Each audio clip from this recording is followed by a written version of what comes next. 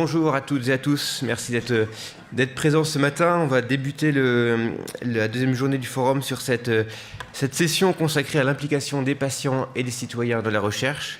On est particulièrement heureux au CLARA d'organiser cette session puisque c'est une thématique sur laquelle on essaie de monter en puissance depuis à peu près, on va dire, 2 ans. Ça se concrétise par la création d'un groupe de travail Expérience Patient, donc qui réunit une dizaine de patients avec lesquels on a pu travailler sur 2 éditions d'appel à projet OncoStarter thématisé patient, donc appel à projet co-construit avec les patients, et qui demande aux candidats de travailler sur des projets qui eux-mêmes intègrent des patients. C'est également une thématique qu'on traite assez régulièrement lors des Oncoriales, avec désormais des ateliers dédiés.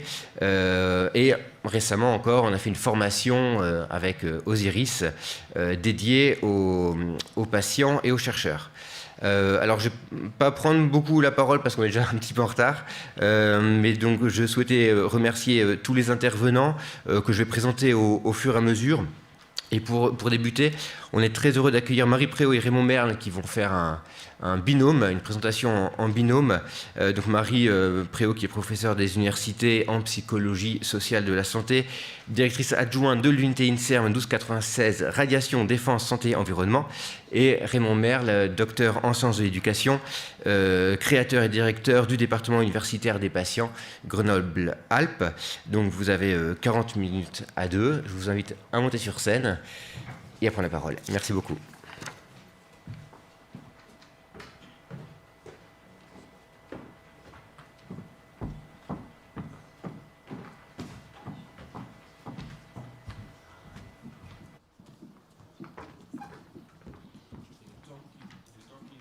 Le temps qu'il s'installe, je vous rappelle que vous avez l'outil Klaxoon en ligne, donc vous avez le QR code sur papier.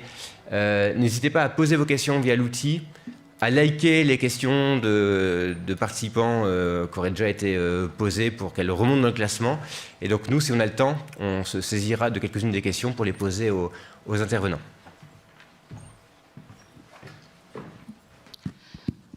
Alors, bonjour à toutes et à tous. Tout d'abord, un grand merci au CLARA pour nous permettre de parler de ces enjeux de recherche et de participation des patients et l'implication des chercheurs dans les recherches collaboratives. Et je tenais à dire que je suis ravie de faire cette présentation avec Raymond aujourd'hui. Ça fait un petit moment qu'on avait envie de le faire ensemble et voilà, c'est une belle opportunité. Alors, on va donc alterner un petit peu tous les deux dans la présentation. Moi, je vais commencer par poser un petit peu le cadre de la place des patients dans la recherche, donc sachant qu'on s'inscrit dans une dynamique qui a tout de même pas mal évolué du point de vue de la démocratie sanitaire depuis une 10-15aine d'années, on va dire, et nécessairement, la recherche fait l'objet aussi de cette évolution. Et donc, finalement, de quoi on parle quand on parle de ces approches participatives et de la participation citoyenne et des patients dans la recherche le cadre autour de 2 grandes définitions, puisque finalement, on a d'abord un premier cadre qui est celui des sciences participatives, qui inclut de plus en plus les citoyens et les citoyennes dans la recherche au sens extrêmement large, quels qu'en soient les ancrages disciplinaires. Et de façon un petit peu plus précise, les recherches participatives, que je distinguerai un petit peu des sciences participatives, elles vont donc constituer vraiment des formes de connaissances scientifiques dans lesquelles on va impliquer les personnes en fonction soit d'un point de vue d'eux-mêmes ou bien de leur appartenance à des collectifs, que cette participation soit liée ou non à une expérience vécue. Et ça signifie qu'ici, on est sur des choses assez larges. Ceci dit, cette charte des sciences participatives, c'est par exemple celle que va suivre l'INSERM dans le cadre du développement de ce type de recherche au sein de l'organisme. Plus précisément, on va avoir ce qu'on appelle des recherches communautaires, où ici, on va davantage aller solliciter l'expertise du vécu. Et en ce qui nous concerne, pour les patients, patientes, c'est vraiment cela qui va intéresser et qui va être pertinent à faire valoir dans le cadre de la recherche. Et donc, cette recherche communautaire, elle va impliquer des personnes dans une logique de démarche scientifique classique, et cela à toutes les étapes de la recherche. Donc j'ai envie de dire qu'on est du minimum avec les sciences recherche participative au maximum avec les recherches communautaires, où les gens vont contribuer à la fois à l'élaboration de la question de recherche, de la méthodologie, du recueil, de l'interprétation, et bien évidemment, c'est très important, de la valorisation. Alors, voilà, tout ça pour vous résumer très rapidement qu'il faut bien avoir en tête que la participation citoyenne, elle peut prendre des formes très différentes, plus ou moins impliquantes. Et pour moi, il y a vraiment un continuum du participatif qui serait le minimum au communautaire qui serait de participer à toutes les étapes. Mais il se trouve que pour plein de raisons, il n'est pas toujours possible que tout le monde participe à toutes les étapes. Ça peut être des questions de disponibilité, ça peut moins faire sens pour les personnes qui souhaitent contribuer, j'y reviendrai tout à l'heure. Donc il n'y a pas de mauvaise ou de bonne, mais il y a plutôt différentes façons de mener des recherches participatives.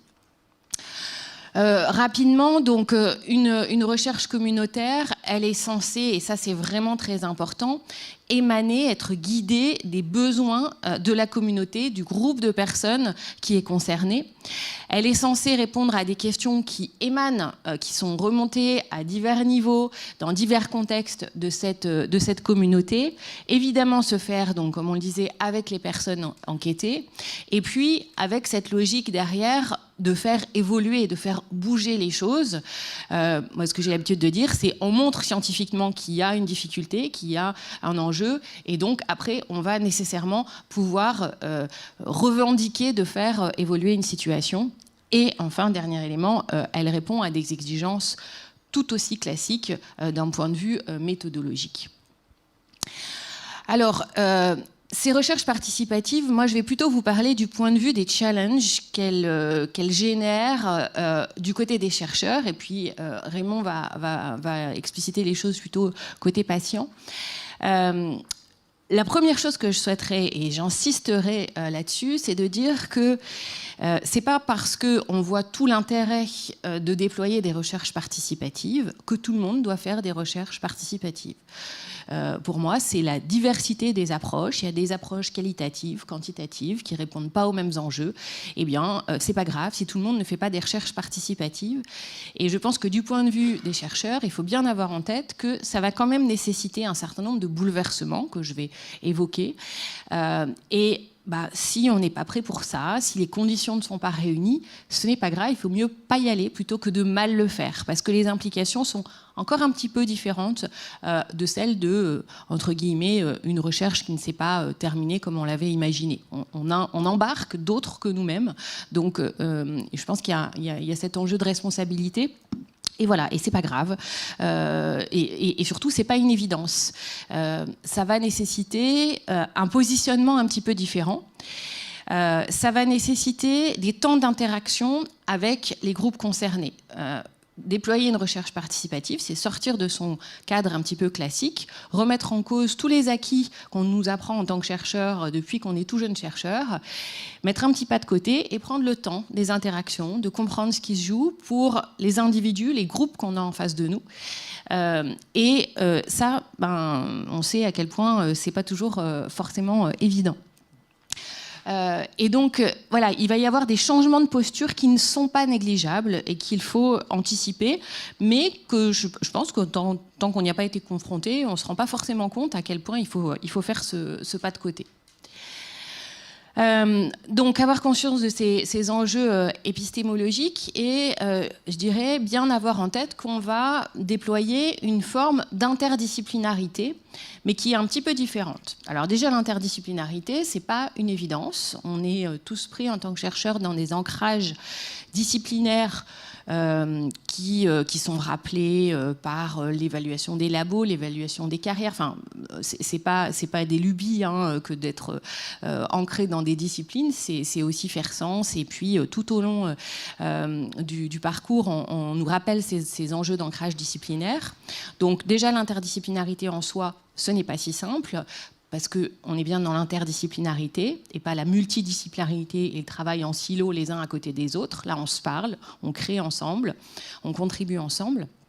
Et donc, dans cette interdisciplinarité, ici, on va rajouter une certaine forme de discipline qui est l'expertise du vécu, qui est celle que vont apporter les personnes concernées dans la façon dont elles vont contribuer à la recherche. Et donc ça, il faut l'anticiper une fois encore et co-construire dans un positionnement d'ouverture, dans un positionnement où il va falloir aussi renvoyer aux personnes qui vont contribuer que cette expertise, elle est importante, tout aussi importante que l'expertise méthodologique, théorique ou autre.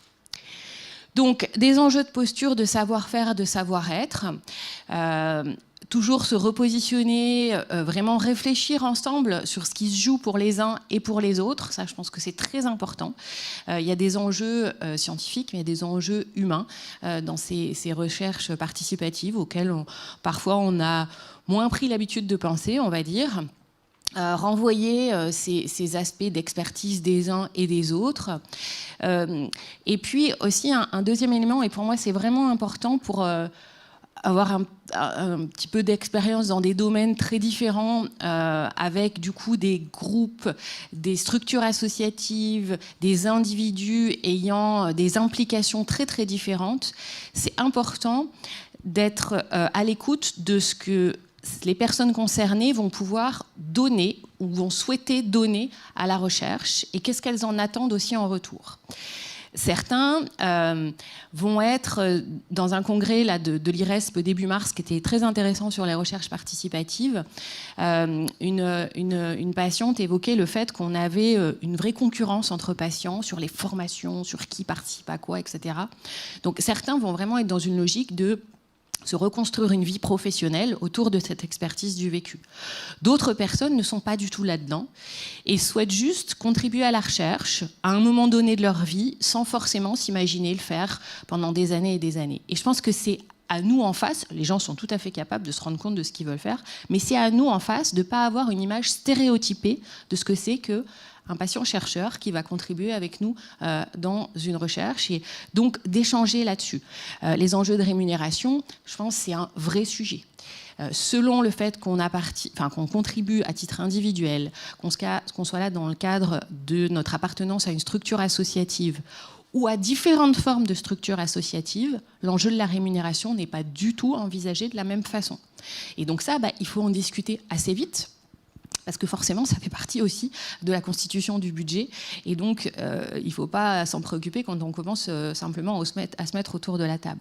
Donc, je crois que ça, c'est quelque chose qu'il faut jauger à l'avance en fonction des collectifs, des groupes, des sujets. Mais en tout cas, pas considérer ça comme une évidence, parce qu'en effet, cette implication, elle va être différente et elle a la légitimité d'être différente par rapport à ce qu'on attend d'un chercheur qui, en effet, est là du début jusqu'à la fin. Et très rapidement, je pense qu'il ne faut pas sous-estimer, même si on essaye de poser des cadres, ces enjeux de légitimité. Voilà, on a, en plus, quand on a des médecins dans un projet, des positionnements non négligeables, donc toujours se les rappeler. Ne pas oublier que tout ceci prend toujours beaucoup plus de temps, mais en fait, on investit sur l'avenir. Je pense que la temporalité est différente. Et donc aussi anticiper, par rapport à ces temporalités, les enjeux de financement, dans toutes ses formes, j'ai envie de dire, que ce soit pour aller chercher de l'argent, pour l'organisation financière des choses. Et il y a tout un tas d'éléments à anticiper. Et je laisse la parole à Raymond pour la suite. Merci au Clara de m'inviter. Merci Marie. C'est vrai que ça fait très longtemps qu'on avait envie de travailler ensemble ou de présenter quelque chose. Donc voilà un petit peu comment on va procéder. Donc, il faut que je fasse une manip. Ça va être plus simple. Donc moi, je vais vous parler des patients qu'est-ce qu'ils sont devenus, comment ils interviennent dans la recherche, d'où ils sont partis. Et Marie vous a posé un petit peu le cadre en disant le pourquoi. Moi, je vais essayer de vous apporter le comment, avec qui on peut travailler, comment ça se passe au niveau des patients. Donc d'abord, en premier lieu, je voudrais vous préciser qu'on a signé une convention de partenariat avec le CLARA, donc le département universitaire des patients, qui a été créé il y a 1 an et demi à peu près, enfin un petit peu plus d'1 an. Et le CLARA, justement, une convention de partenariat qui permet d'apporter un petit peu le constat, d'apporter des complémentarités entre les deux structures, donc la spécialité du CLARA que vous connaissez, et nous, ce qu'on peut apporter en tant que département universitaire des patients, qui, lui, va permettre s'est emparé de la formation des patients, va permettre de former des patients pour que les patients puissent intervenir au même titre, comme le disait Marie, avec les chercheurs dans les mêmes équipes pluridisciplinaires et pluriprofessionnelles, un peu comme l'image de l'éducation thérapeutique du patient. Donc, je voudrais revenir un petit peu en arrière pour voir pour le patient d'où il vient, comment il est arrivé à pouvoir travailler dans la recherche. Donc, si on reprend l'historique du patient, vous voyez que on est dans la maladie chronique avec une période de sidération au moment où on nous annonce un diagnostic difficile, selon les différentes annonces qui sont proposées, et a fortiori quand on est dans une maladie chronique qui est asymptomatique, donc on n'a pas de douleur, on n'a pas de signe annonciateur, mais on a quand même une maladie chronique. Donc il y a toute cette période de sidération, et puis après, on est dans une période de descente un petit peu aux enfers, ce que les anglo-saxons appellent le powerlessness, donc ce sentiment d'impuissance, où là on n'a plus du tout la maîtrise de ce qui se passe, on descend, et tout se passe autour de nous, tout s'efface autour de nous, les relations, la famille, éventuellement le travail. On est dans une période vraiment de descente un petit peu aux enfers, ce que j'appellerais la déconstruction. Et puis après, il y a une période un petit peu de stabilisation qui se fait, où on est dans la période où on prend conscience de ce qui nous arrive, et on arrive à intégrer la notion de vivre avec la maladie. Et c'est ce qui nous permet de nous reconstruire, ce que les anglo-saxons appellent l'empowerment, c'est-à-dire le pouvoir d'agir. Ensuite, on est dans une phase de reconstruction, c'est-à-dire qu'on monte, on peut se monter des projets et tout, et on avance jusqu'à son rétablissement. Alors le rétablissement ne veut pas dire la suppression de la maladie est toujours là, mais c'est l'approche de la maladie qui nous permet d'aller plus loin. Et une fois qu'on est dans cette période-là, qu'on a pu intégrer, c'est pas pour tout le monde, mais quand on a pu intégrer cette période, on n'a plus de limites. Les seules limites, c'est les limites qu'on va se créer. Et on peut avancer, et justement, après, on peut se déployer dans différents secteurs, notamment la recherche. Vas-y. Parce que j'ai pas le retour et navigue un petit peu, donc je vais me retourner, c'est pas grave. Donc là, c'était un petit peu l'évolution de la place du patient dans le système de soins, donc c'est un petit peu le sujet de ma thèse. J'ai voulu réaliser une thèse d'article et je me suis dit, mais d'où je vais partir? Et en fait, je suis parti de 1945 parce que c'est une première période charnière dans le système de santé qui est particulièrement importante, avec la construction de la sécurité sociale, enfin l'environnement des sociétés savantes. Et vous voyez qu'on fait un saut de puce vers la loi de 2002, du 4 mars 2002, qui elle, en dehors d'avoir formalisé la démocratie sanitaire d'une façon formelle quelque part, a défini le patient qui est devenu un usager du système de santé. Il est devenu représentant des usagers. Et c'est une loi qui a été...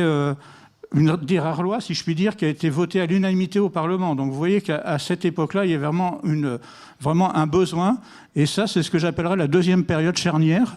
Et ensuite, pour arriver à maintenant ce qu'on voit aujourd'hui, c'est-à-dire Ma Santé 2022, donc on ne parle plus de la médecine 4P, on parle de 5P, on l'a vu hier, avec la notion des preuves. Donc ça va quand même très très loin, et tout ce qui se passe. Et pour le patient, ça se passe comment? En fait, jusqu'à un certain temps, on était dans une relation prescriptive, c'est-à-dire que le médecin disait et tout, on était le patient patieur, c'est-à-dire celui qui subit, celui qui est soumis à la limite. Et si on va plus loin dans la littérature, un patient qui devient acteur est un non-sens étymologique. Donc, oui, bon, je vais essayer de vous montrer que ce n'est pas tout à fait comme ça que, soit Géraldine ou moi, on voit les choses de cette façon. Et on devient donc plus un objet, on devient un sujet et on intervient. Et en fait, ce qui se passe à l'heure actuelle, c'est qu'on est dans une transformation d'une relation prescriptive vers une relation collaborative. Donc pour vous donner un exemple du comment, c'est-à-dire avec quels acteurs, on va prendre l'exemple de Grenoble. Il y a d'autres acteurs qui se sont emparés de la formation des patients. Il y a les universités des patients, il y a d'autres secteurs.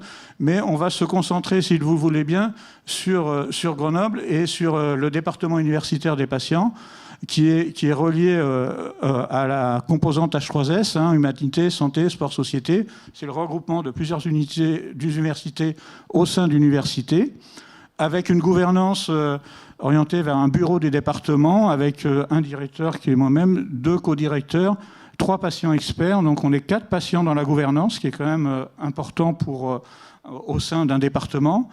2 vice-doyens des études et 2 représentants de la direction du SHUGA, parce qu'on est en collaboration évidemment avec le SHUGA. À Grenoble, on a la chance d'avoir les deux facultés de médecine et pharmacie qui travaillent ensemble, et ce qui nous permet d'avoir monté cette université avec justement 4 groupes de travail.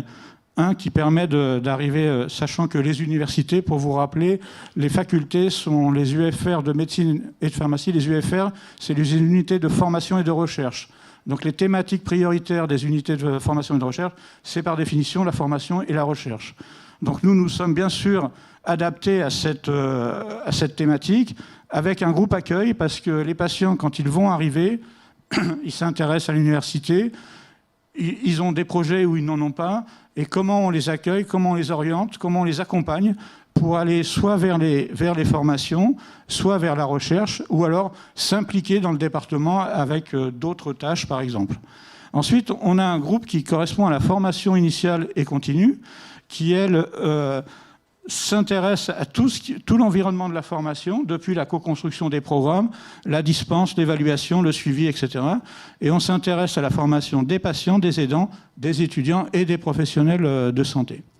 Ensuite, dans le groupe recherche, on répond à deux sollicitations, à 2 demandes particulièrement. La co-construction d'appels à projets, c'est ce qu'on fait avec le CLARA pour EcoStarter, par exemple.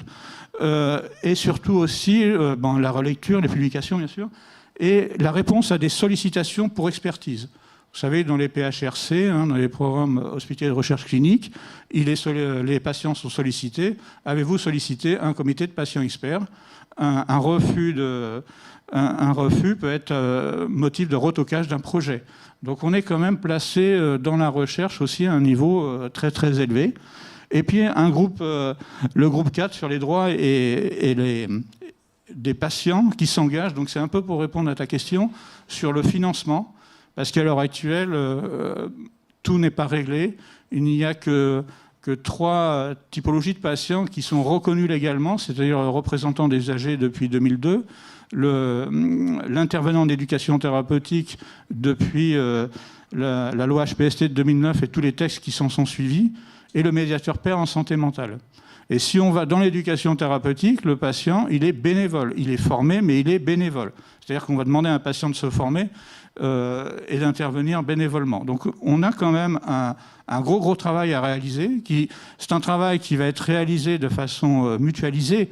On ne peut pas, nous tout seuls, département, régler cette question-là. On doit se rassembler pour pouvoir répondre à cette demande. Vas-y. Donc en fait, dans le cadre du continuum, donc vous voyez nos 4 missions qui sont indiquées ici, et la mission de la recherche, c'est-à-dire que le patient n'est plus un simple témoin. Il va intervenir dans un groupe contrôle, dans l'hôpital, il va intervenir comme patient traceur, des choses comme ça. Là, on n'est plus à ce niveau-là. Maintenant, on devient jusqu'à investigateur. On passe par toutes les étapes et le patient peut être un investigateur, il peut être co-chercheur, il peut être co-coordonnateur d'un projet de recherche, etc. Donc, vous voyez, l'évolution du patient n'est pas seulement simplement un simple témoin. Il est devenu un acteur indispensable aussi dans la recherche. Et c'est pour ça qu'on a besoin de créer des structures qui permettent à la fois de s'emparer de la formation des patients et de leur permettre d'évoluer dans la recherche. Nous, on le fait en collaboration avec le CLARA depuis fort longtemps, puisque, en ce qui me concerne, je fais partie du comité scientifique ou de pilotage scientifique depuis 2017. Vas-y. Et donc, pour que le patient puisse intervenir, il faut qu'il soit reconnu, valorisé. Donc, vous voyez juste, si on regarde simplement l'aspect réglementaire, donc la loi du 4 mars 2002, je vous ai cité tout à l'heure, il a fallu presque 20 ans pour que la Haute Autorité de Santé reconnaisse et soutienne et encourage l'engagement des patients. Donc, peut-être une petite image. Donc, pour continuer un petit peu, et puis pour illustrer nos propos collaboratifs avec Marie, on vous propose 2 cas concrets. Donc, dans le cas, je vais commencer, tu termineras si tu veux bien. Donc, pour vous illustrer un projet de recherche dans lequel on intervient à tous les niveaux, il s'agit d'un protocole pour les pères aidants dans le syndrome d'apnée obstructive du sommeil, puisque, en 2 mots, dans le syndrome d'apnée du sommeil, il y a 2 axes. Soit le patient refuse d'emblée, moi, votre machine, j'en veux pas question de ça. Ou alors, il prend la machine, il prend la PPC, donc la pression positive continue, et puis au bout d'1 an, il décroche. Alors là, on s'est posé la question, mais pourquoi le patient décroche ? Ce n'est pas un problème mécanique ou technique de la machine. La machine a tellement bien évolué que maintenant, elle devient petite, elle devient silencieuse. On peut, avec une télémédecine, on peut avoir des renseignements très faciles et tout. Donc au niveau de la machine, ce n'est pas tellement la machine, c'est toutes les représentations autour. Le tuyau, je dois partir, il faut que j'amène ma machine, je vais dans un hôtel, il n'y a pas de prise de courant. Enfin, il y a plein de problématiques. Dans un couple, quand il y a un qui a la machine et l'autre le passe, c'est compliqué.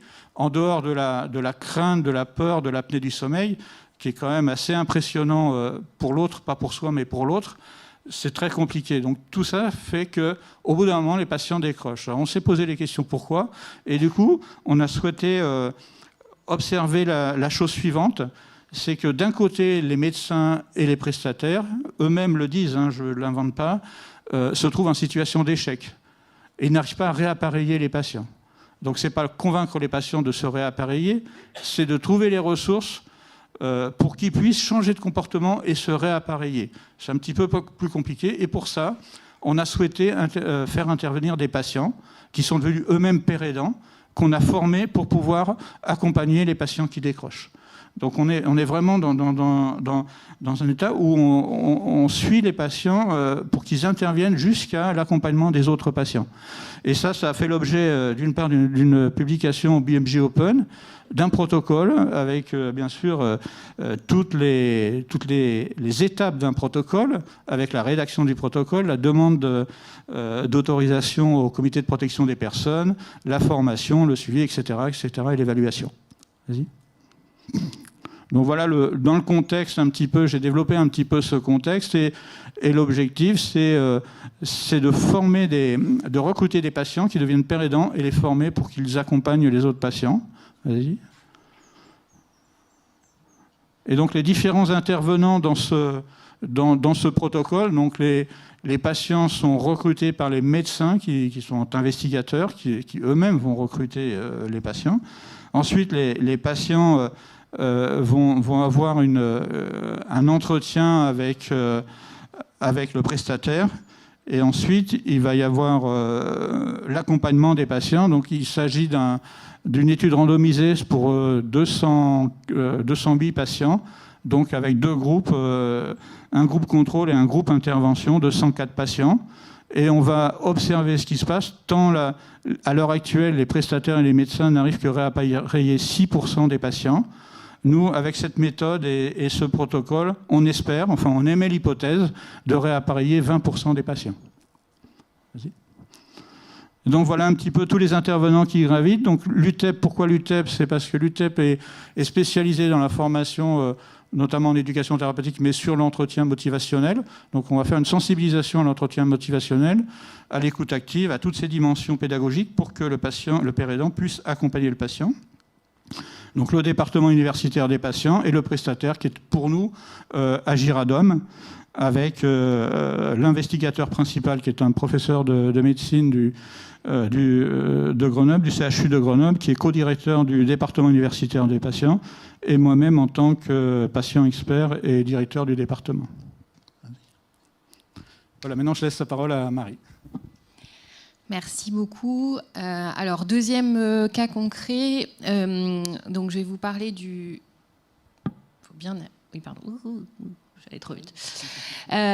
Du projet Impact au projet Personnage. Alors, en fait, on est parti il y a quelques années dans le cadre d'une collaboration avec la plateforme Sentinelle et puis plusieurs membres de l'équipe du projet Impact qui avait été soutenu à l'époque par la plateforme Qualité de vie et cancer, elle-même soutenue par la Ligue d'ailleurs, et puis de diverses collaborations. Nous avons souhaité mettre en place une formation de patientes chercheuses. Enfin, patients-chercheurs, il se trouve qu'on a eu une plus que grande majorité de femmes via le recrutement Sentinelle notamment, avec donc l'idée que si nous formions des patientes-chercheuses, nous pourrions ensuite déployer ensemble des recherches communautaires autour de la qualité de vie au sens très vaste des patients et patientes atteints de cancer ainsi que de leurs proches. Donc cette formation patient-chercheur, elle a eu lieu en 2020, juste avant le début de la crise sanitaire, et elle s'était organisée autour de 2 jours de formation, 10 participantes et 1 participant, et puis donc des chercheuses et Julien qui avait contribué pour expliciter un petit peu ce qui se passait au CLARA. Dans le cadre de cette formation, donc nous avions abordé un certain nombre de thèmes. L'idée était bien de présenter ce que c'est que la recherche, finalement, comment ça marche, de façon assez générale. Il y avait tout un aspect sur la question des financements, notamment autour de l'intervention de Julien, et puis de balayer ce qui se joue sur les grands types de données que l'on recueille dans le cadre de la recherche, vraiment de façon assez large, et puis après de façon plus précise pour les données en sciences humaines et sociales, puisque forcément les chercheuses étaient plutôt dans ce domaine-là. Et enfin, nous avions terminé par des éléments autour de comment est-ce qu'on construit un projet de recherche autour de la qualité de vie, mais sans indiquer quoi que ce soit sur les thématiques qui pouvaient être intéressantes à travailler.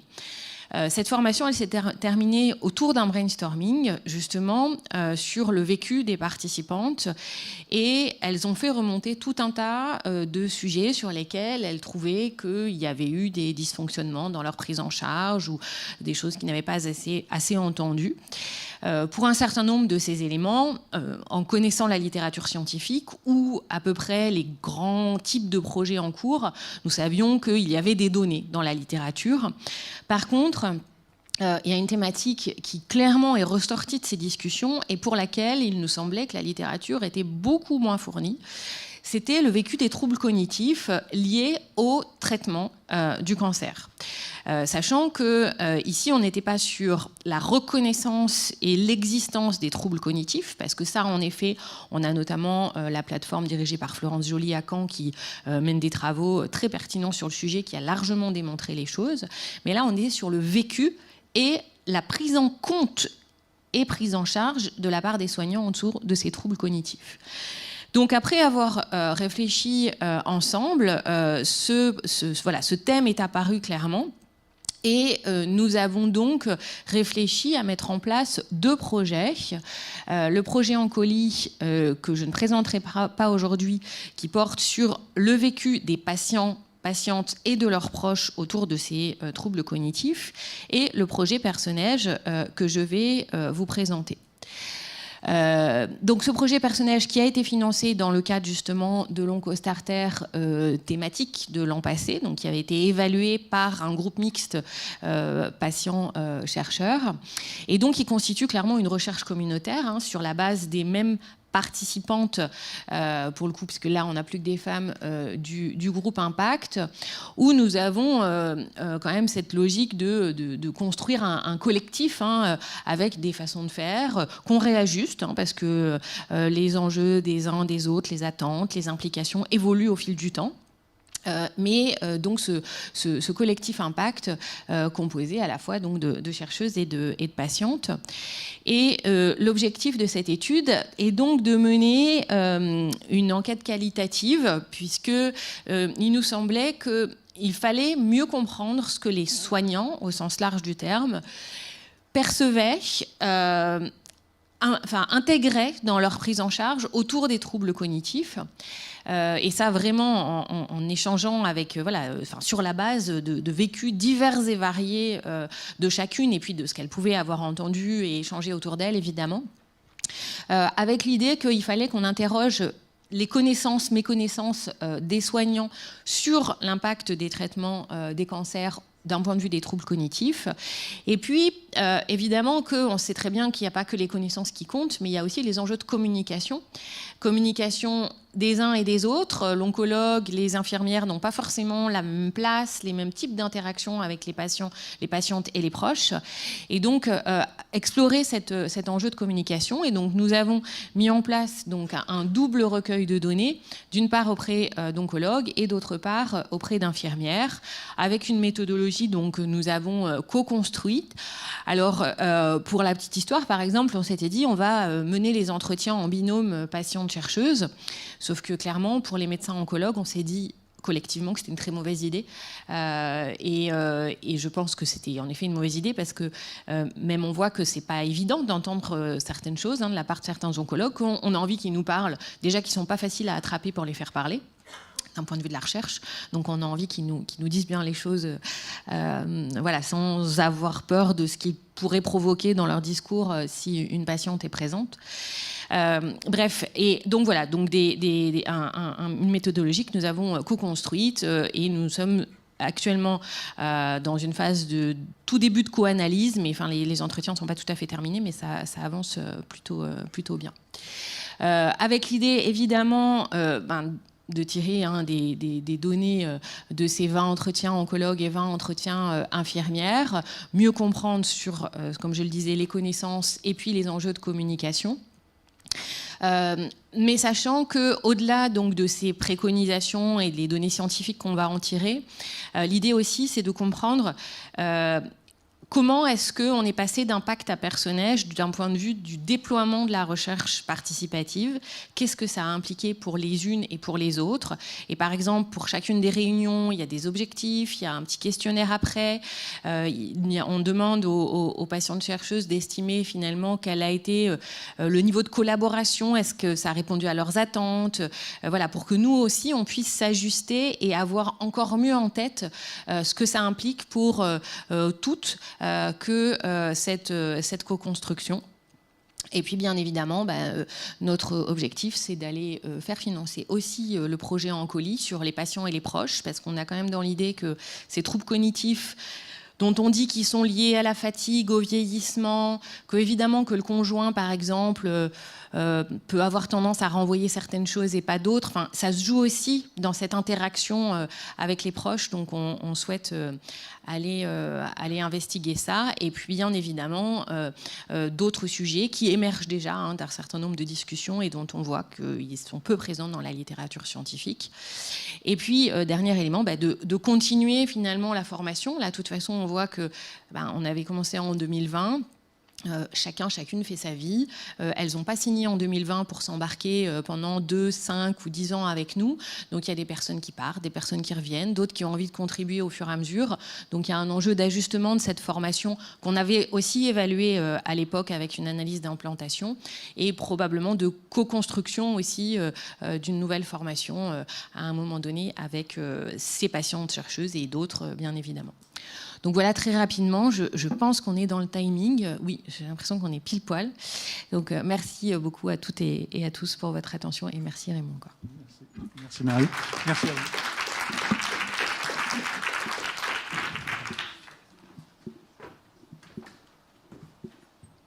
Est-ce qu'il y a des questions dans la salle? Sinon, moi, j'en ai une. On a une salle qui, sauf erreur de ma part, est composée de gens qui viennent surtout des sciences de la vie. Enfin, je pense. On n'a pas fait de sondage, mais c'est souvent le cas au forum. Là, on peut avoir donné l'impression que ça concerne surtout les sciences humaines et sociales. Mais voilà, la question c'est la question rhétorique. Est-ce que ça ne concerne que les sciences humaines sociales? La réponse est dans la question. Mais alors, comment on fait derrière pour sensibiliser des chercheurs qui sont peut-être un petit peu plus éloignés ou qui se pensent plus éloignés, peut-être à tort, de la question de l'implication des patients? Et si là, dans un quart d'heure, un chercheur en biologie dit « ça m'intéresse beaucoup, mais demain, qu'est-ce que je fais concrètement pour me lancer dans l'aventure ?» Qu'est-ce qu'on lui répond? Alors, confère la plateforme Sentinelle, qui est une plateforme de recherche participative qui est ouverte à tout type de projets de recherche, des plus SHS aux plus biologiques et durs. Je pense que, évidemment, là, c'est plus facile parce que... Enfin, c'est plus facile. Non, je ne suis pas sûre que ce soit plus facile. C'est différent. Parce qu'on interroge le vécu. Mais il n'y a pas que... D'abord, il y a plein de façons de travailler sur le vécu. Il n'y a pas que les sciences humaines et sociales. Il y a d'autres choses. Je pense dans la clinique, il y a plein de choses à intégrer. On voit aussi que quand même, on est dans une logique pluridisciplinaire quand on est sur ces approches participatives, parce que c'est plus à nous d'aller chercher les bonnes disciplines qu'aux personnes qui sont là pour contribuer, de réfléchir à qui, quoi, comment, quelle discipline pour traiter là ce qui s'est passé. Par exemple.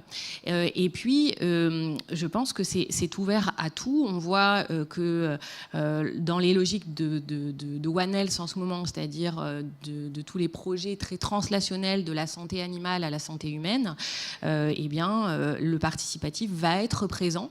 Et là, on a aussi beaucoup parlé de l'aspect patient-patiente, mais le participatif, c'est citoyen-citoyenne, c'est-à-dire que tout le monde est concerné et tout le monde peut contribuer d'une façon ou d'une autre à ce type de démarche. Par contre, pour les chercheurs, oui, ça va nécessiter, je ne l'ai pas dit, j'ai dit que ce n'était pas une évidence et qu'il ne fallait pas le faire systématiquement. Moi, je pense qu'il faut aussi s'y préparer. Alors, il n'y a pas encore de petite formation, même si je pense qu'Osiris, par exemple, peut accompagner des chercheurs, ou ma connaissance, pas encore de formation très labellisée, mais peut-être que je me trompe. Mais je pense qu'en effet, ça nécessite un petit pas de côté, en tout cas, pour s'y embarquer. Mais Dieu sait que c'est plus productif et humainement aussi, je pense qu'on va beaucoup plus droit au but et on a un peu ce sentiment d'utilité sociale différent de ce qu'on peut faire quand on reste dans l'entre-soi. Mais évidemment, comme on n'est plus dans l'entre-soi, il y a une petite prise de risque. Ce qu'on peut, en complément, ce qu'on peut dire aussi, c'est que toutes les actions qui vont être menées sur des collaborations telles qu'on le fait par exemple avec le CLARA et le département, telles qu'on le fait nous au département avec les doyens, avec les chercheurs, puisqu'on dans notre axe de formation, on acculture les étudiants et tout, donc on passe très tôt au niveau des études. On intervient dans les laboratoires aussi. Donc je pense que toutes les actions qui peuvent être menées collaboratives pour aller, comme dit Marie, aller chercher, finalement, c'est à nous plutôt d'aller chercher que viennent vers nous, parce qu'ils ne nous connaissent pas forcément. Je pense que c'est ça qui va donner une valeur ajoutée et va permettre de développer cette recherche. Merci bien. Ah, Véronique. S'il y a un micro, je ne sais pas, mes collègues devraient pouvoir te l'apporter. Ah oui, c'est cela.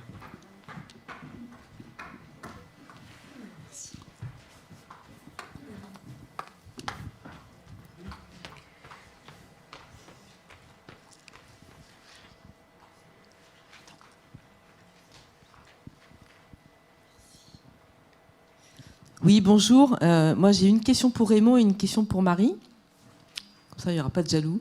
Je voudrais demander à Raymond, ce qu'il nous a présenté par rapport à ce qui se passe à Grenoble est remarquable. Combien de temps il a fallu pour arriver à ce résultat? Et est-ce qu'il a identifié des facteurs clés, notamment au niveau de l'université? Est-ce qu'il y a des personnes clés qui, à un moment, ont pu aussi déverrouiller des choses et faire avancer à grands pas ce type de structuration? Alors, on a une histoire pour arriver à cette dimension. C'est-à-dire qu'en 2014, moi, quand j'ai passé mon master, j'ai voulu créer cette première université des patients, et dans lequel on était sur un modèle associatif, mais on était fondé par les patients en collaboration étroite avec l'université et le CHU, et le projet a été monté en 1 an. Donc on a démarré très très fort, sauf que ce qu'on n'avait pas intégré, c'est qu'on avait créé un modèle associatif pour démarrer, ce qui nous a permis de démarrer très vite et de former très vite des patients. On a formé 45 en 1 an et demi, dont 35 en maladie chronique et 10 en santé mentale. Et puis on a eu un problème démocratique à l'intérieur qui nous a conduit à arrêter cette université des patients, mais on restait toujours dans un projet de construction. Et c'est après, on a travaillé vraiment d'arrache-pied, si je puis dire, avec les doyens. Et ce qui nous a permis, les doyens ont été convaincus au bout d'un an, au bout d'un certain temps, parce que entre l'arrêt de l'université des patients et la création du département, il s'est passé 3 ans. Donc c'est parce qu'il y avait des difficultés démocratiques, pour faire court. Je ne vais pas raconter l'histoire ici, mais ce qui nous a conduit tout doucement à remonter un projet, parce qu'on voulait rebondir. Et l'idée, c'était de s'adosser non plus à l'université telle que l'université de Paris ou de Marseille, c'était créer un département intégré dans les UFR de médecine et de pharmacie, qui nous donnait, au même titre que la médecine générale, la maïeutique et la kinésithérapie. Donc on est le 4e département à Grenoble, mais on est le premier en France sur ce modèle. Donc en gros, on a mis 1 an pour construire la première structure, et on a mis 3 ans, parce que la planche était bien savonnée, pour monter la 2e structure. Et maintenant, les doyens sont vraiment à fond avec ce projet. Ils nous donnent vraiment des moyens logistiques et tout. On est vraiment, ce qui nous permet d'avoir une légitimité dans les diplômes, dans les certifications, dans les certificats, dans tout cet environnement-là, et d'être intégré à l'université nous permet d'accueillir des patients non plus avec des prérequis universitaires, parce que certains ne l'ont pas. Moi, je sors de la validation des acquis par expérience, et ça nous permet de les accompagner et de les accompagner jusqu'au cursus, et après, ils n'ont plus de limite. Voilà. Mais voilà, en gros, schématiquement, en quelques mots. Et question courte. Merci. Alors, la question pour Marie, c'était essayer d'avoir des détails par rapport à ce que tu nous as décrit dans le projet. Et notamment, j'aurais voulu qu'on détaille la partie construction commune de la grille, et savoir combien de personnes avaient pu participer en tant que patients, et comment vous avez fait en termes méthodologiques pour faire cette participation sur ce thème-là. Donc, réponse rapide. La grille, on l'a construite à l'automne. Je pense qu'il y a eu 4 réunions, entre 3 à 4 participantes selon les réunions, sur un collectif de 7-8. Et avec vraiment des propositions au départ de notre part qui ont été pas mal remises en cause. Je crois qu'on les a toutes bousculées. Et un travail autour de la table, collaboratif, où on reprend chacun des points, pourquoi on veut l'aborder, qu'est-ce qu'on met dans une grille d'entretien, c'est-à-dire qu'est-ce qu'on veut savoir sans induire. Et ça, voilà, je crois que c'est à la fois... Myriam avait fait une petite introduction sur les enjeux de la recherche qualitative et des entretiens, parce que là, on est dans des entretiens, donc c'est quand même spécifique. Et après, voilà, un travail très collaboratif autour de la table, comme on va le faire là avec le corpus qui va ressortir et les analyses qu'on va faire ensemble. Merci Marie. Vous pourrez continuer les échanges avec Raymond et Marie lors des pauses et lors de l'atelier cet après-midi, puisque vous avez eu la gentillesse de bien vouloir l'animer. On va inviter l'intervenante suivante. Donc, Leslie, je vous invite à venir sur scène. Donc, Leslie Toko-Kamba, qui est chargée de projets scientifiques au Centre de recherche épidémiologie et statistique à Paris, qui va nous présenter une autre initiative, donc la plateforme. Je ne sais pas si le terme plateforme est bon. C'est un bon terme. Plateforme cohorte compare, donc portée par la PHP. Merci encore d'être venu. Merci.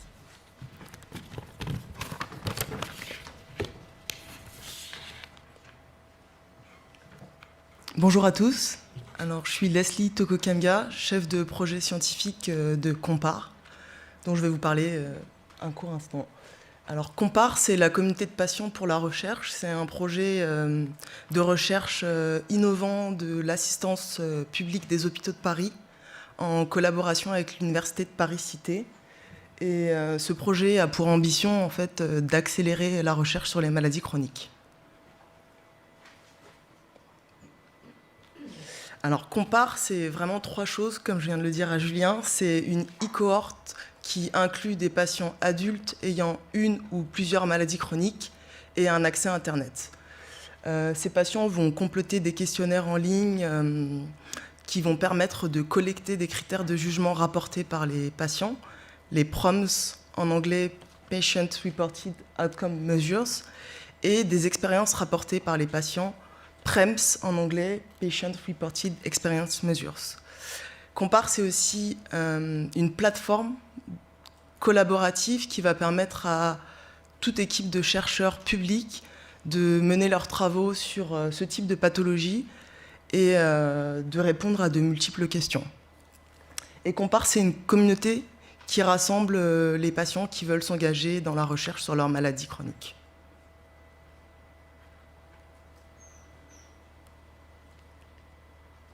Donc, cette plateforme, elle permet aux équipes de recherche publiques d'utiliser des données existantes ou de collecter de nouvelles données. Ces données peuvent être liées à d'autres sources de données, comme le SNDF, les appareils portables des patients ou des données biologiques. Début mars 2022, on rassemblait plus de 50 000 patients venant de toutes les régions de France et des pays francophones. L'objectif est de recruter à terme 100 000 participants. Cela passe par une stratégie de recrutement très large avec des campagnes sur les réseaux sociaux, dans les médias, des partenariats avec des chercheurs, des soignants, des associations de patients et aussi un effet boule de neige des participants déjà inclus.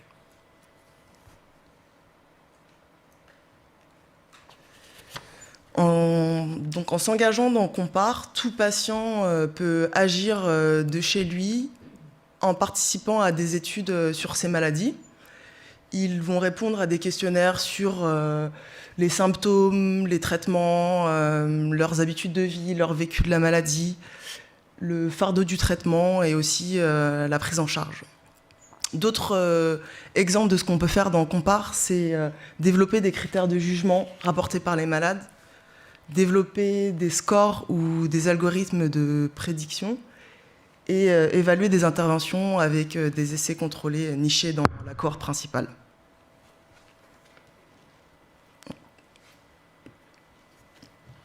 Excusez-moi, c'est un peu... Donc, avec Compare, les patients peuvent aussi s'engager de façon plus active dans les projets de recherche, que ce soit depuis la conception des études au traitement des données, à la dissémination des résultats. On sait que 56% des participants déclarent vouloir faire plus que répondre à des questionnaires. Ils veulent et peuvent participer à des comités scientifiques, identifier des questions de recherche ou analyser les données et participer aussi à la dissémination des résultats.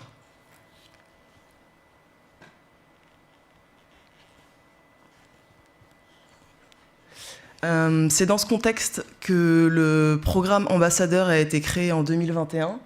Son objectif, c'est de rassembler tous les patients qui veulent s'impliquer plus dans la communauté.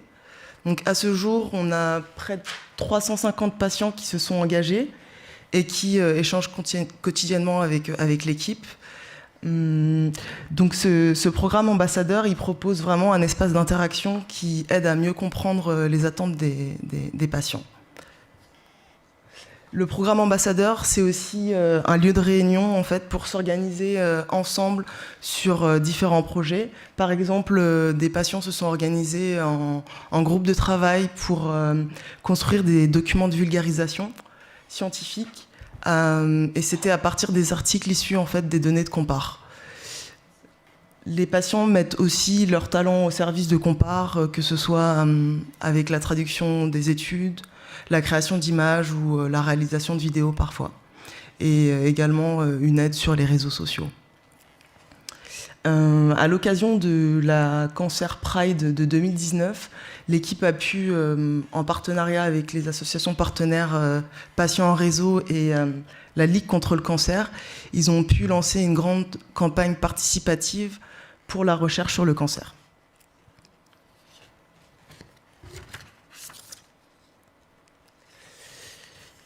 Toujours dans l'idée d'impliquer de façon plus importante les patients, une étude menée dans Compare s'est intéressée aux idées des patients pour améliorer la prise en charge des maladies chroniques au niveau des consultations, de la prise en charge à l'hôpital et de la prise en charge par le système de santé. Cette analyse collaborative, elle a impliqué 1600 patients à qui la question suivante était posée. Si vous aviez une baguette magique, que changeriez-vous dans votre prise en charge ? Le but était de donner la parole aux patients pour qu'ils puissent nous donner des idées de recherche. Et cela a abouti sur 3600 idées. Avant la publication de cette étude, le ministère de la Santé a demandé à accéder aux résultats pour pouvoir informer la construction du plan Ma Santé 2022.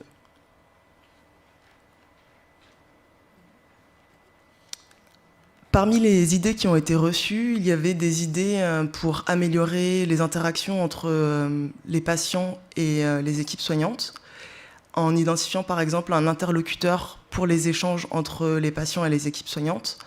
Une patiente avait par exemple écrit « Le comble du cool serait d'avoir un interlocuteur identifié, une infirmière par exemple, qui pourrait être contactée à tout moment pour répondre à nos questions sans attendre les 6 mois avant la prochaine visite chez le médecin. Par exemple, on pourrait la contacter par email et soit l'infirmière peut répondre, soit elle demande au praticien qui donne un avis.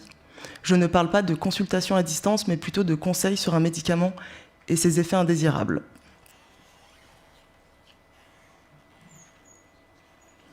Dans une deuxième étape, les patients ont été réinterrogés pour classer l'ensemble de ces idées et 150 experts ont évalué la complexité à mettre en place ces idées.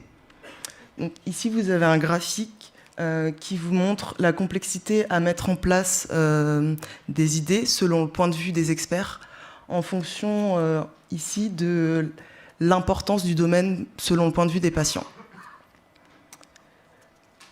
Au final, dans cette étude, 48% des patients ont classé dans leur priorité un domaine considéré comme facile à améliorer par les professionnels au niveau de la consultation. 71% des patients ont classé dans leur priorité un domaine au niveau de la structure de soins et au niveau du système de santé, c'était 57%. Désolée pour cette petite coquille.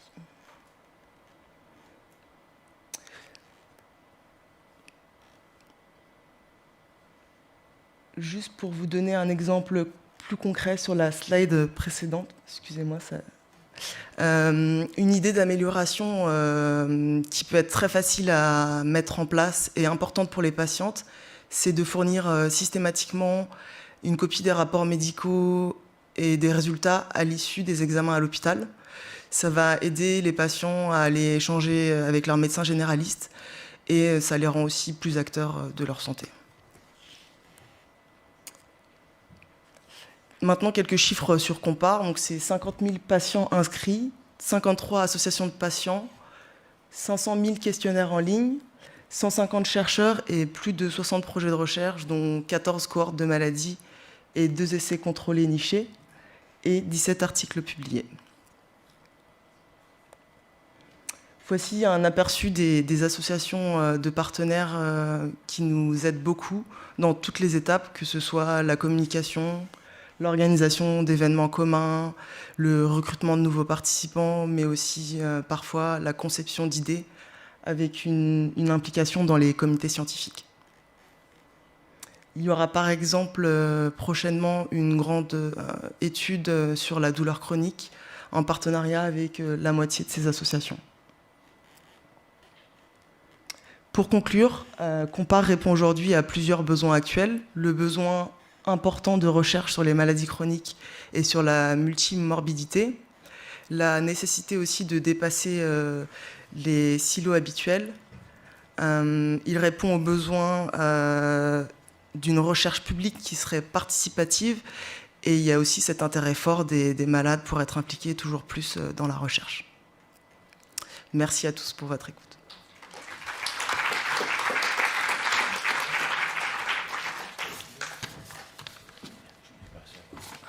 Est-il des questions? Iris, je vous en prie. Bonjour, merci pour cette présentation parce que on m'avait présenté Compare peut-être en 2017 et depuis j'avais un peu perdu la trace. Je voulais savoir quelle est la gouvernance de Compare. De quelle façon réellement les patients sont impliqués dans la gouvernance de tout ce que vous nous avez présenté? Il y a certains patients qui vont faire partie du comité scientifique général de Compare. Et ensuite, en fonction des maladies, il y a des comités scientifiques spécifiques par maladie. Et certains patients peuvent également être membres de ces comités scientifiques, donc décideurs au niveau des projets de recherche. Merci. D'autres questions? Oui, bonjour. Merci pour cette présentation. Je me demandais, c'est une question extrêmement naïve, mais quel était le budget de Compare, comment c'était financé et quel coût ça représentait annuellement? Je suis désolée, je ne vais pas pouvoir vous aider avec le budget. Je sais qu'il y a plusieurs financements uniquement publics, mais comment ça se répartit, je ne vais pas pouvoir vous aider. Après, on a un site qui est très bien fait, qui a été réactualisé cette année, et je pense que vous réussirez à trouver des informations dessus. Merci. Désolée.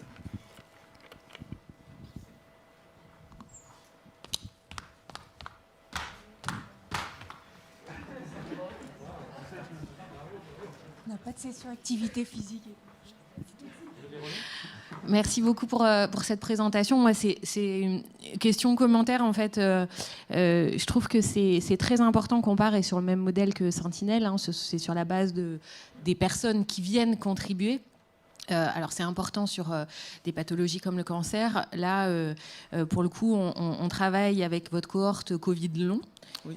Et je trouve que sur des pathologies non encore réellement reconnues comme Covid long, Compare a un rôle essentiel dans la capacité à construire des outils, comme vous l'avez très bien dit, c'est-à-dire des outils qui permettent d'appréhender les symptômes et de comprendre finalement pourquoi les gens sont là, et surtout d'avoir accès à une population qui n'est pas du tout captive nulle part, dans la mesure où il n'y en a pas un critère de diagnostic spécifique. Donc là, pour moi, le participatif, il a une double valence, j'ai envie de dire. Et donc des initiatives comme celle-ci sont vraiment hyper importantes. Et elles permettent aussi quelque chose qui est l'idée qu'on peut faire de la recherche sans passer par les médecins. Et pour les sciences très dures, ou les sciences humaines et sociales, je pense que c'est très important parce que là, on a accès à une population et on n'a pas le critère du médecin qui va nous ouvrir une file active ou pas. Et c'est vraiment très, très important. Et pour moi, c'est aussi ça, la démocratie sanitaire, c'est qu'on ne soit pas soumis à des dictats. Et je crois que ça concerne tout autant les sciences dures que les sciences humaines et sociales. Donc voilà. Et pour répondre à la question sur le financement, quand on fait appel à un groupe de patients de Compare, en fait, on contribue. Enfin, nous, on va travailler, j'espère, sur Covid long. On a financé un budget pour Compare parce que c'est logique, c'est l'interface, et donc c'est aussi du cofinancement classique.